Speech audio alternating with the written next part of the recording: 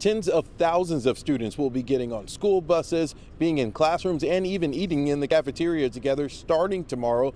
School district officials across North Texas say that if everyone follows the health precautions, the semester will go off as planned. Social distancing, social distancing. Over the weekend, school districts throughout North Texas shared health safety messages for the in-person return to school Tuesday. From Richardson ISD in Dallas County, Parents should stay inside the car. And remember, social distancing. To Mansfield ISD in Tarrant County. It all starts the night before when our custodial staff disinfects the entire building. More than 20 North Texas school districts will welcome kids back into the classroom on Tuesday.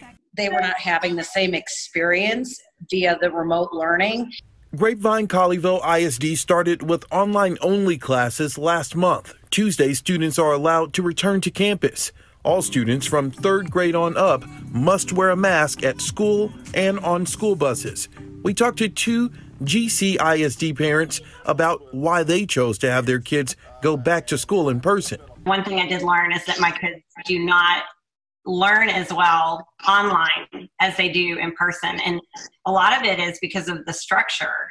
If you do not have a brother or sister who lives with you, only one student is allowed in each seat.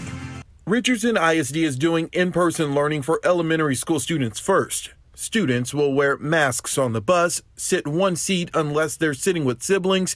Students will also complete an online questionnaire every day, checking for symptoms. But if we want to be able to keep going long term, like all year, we simply must follow our health and distancing protocols.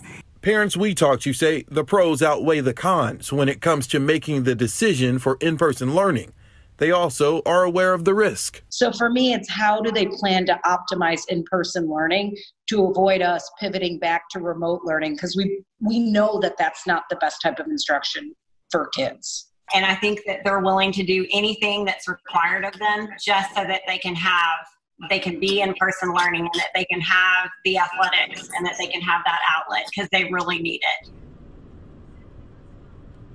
And Grapevine Colleyville officials say that they are also prepared to deal with the possible risk of students being infected or staff. They say that they have a robust contact tracing plan to notify any student or staff or parent if a person in that classroom is infected and then who has to quarantine.